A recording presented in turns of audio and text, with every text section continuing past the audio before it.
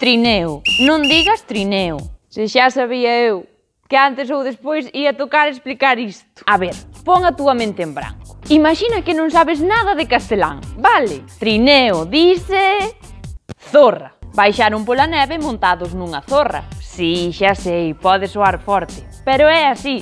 Trineo é unha palabra incorrecta en galego. Unha zorra tamén é un carriño de rodas pequenas para levar cousas grandes. Zorra, zorro tamén é un adxetivo, pero non. En galego non significa persoa astuta, senón algo ou alguén lento ou incluso algo húmido. Así que podes ver nun prado vacas zorras, é dicir, vacas que van a modiño, ou ter roupa aínda zorra no tendal, é dicir, aínda algo húmida. O animal é o raposo ou a raposa. E tamén se admite golpe, pero non hai distinción entre macho e femia.